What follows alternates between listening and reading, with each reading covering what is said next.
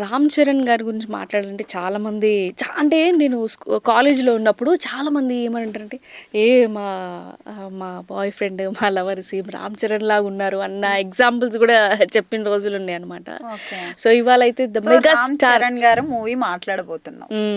మరి ఇంతకీ ఏ మూవీ అది? గెస్ చేస్తావా? ఏది నీ హింట్? హింట్ అంటే రామ్ చరణ్ గారిలో ఐస్ అనేవి చాలా స్పెషల్. సో ఫస్ట్ ఆయన ఐస్ తోటే రివీల్ చేస్తారనమాట. ఓకే, ఇంట్రడక్షన్ అయితే మూవీ చిరుత అన్నమాట. ఎస్, చిరుత. అప్పటి వరకు అసలు ఆయన ఏంటి చిరంజీవి అంటే మెగాస్టార్, చిరంజీవి సన్ ఉన్నాడు రామ్ చరణ్ అనే విషయం తెలుసు కానీ ఆయన్ని డెబ్యూ మూవీ అని అనగానే చాలా మంది ఫ్యాన్స్ ఉంటారు కదా, మెగా ఫ్యాన్స్ అందరూ కూడా ఆయన కొడుకుని తీసుకొస్తున్నారంటే ఒక మంచి మూవీ పడాలి, ఆ మూవీ ఖచ్చితంగా హిట్ అవ్వాలి.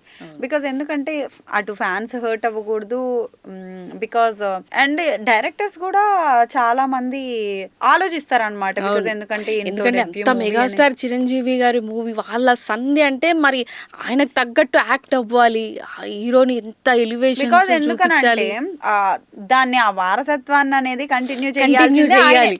అవును, బికాజ్ ఎందుకంటే ఇప్పుడు వరకు చిరంజీవి గారు కాపాడుకుంటూ పెంచుకుంటూ వచ్చింది ఆ సినీ ఇండస్ట్రీలో ఎక్కడైనా జరుగుతూనే ఉంటది. అంటే ఆయన సన్ననగానే ఎంతమంది హోప్స్ పెట్టుకుంటారు, మన మెగా ఫ్యాన్స్ అందరూ కూడా వాళ్ళ కొడుకు వస్తున్నారు అని అంటే ఎలాంటి సినిమాని ఎక్స్పెక్ట్ చేస్తారు, ఒక రేంజ్ ఎక్స్పెక్టేషన్స్ ఉంటాయి అన్నమాట.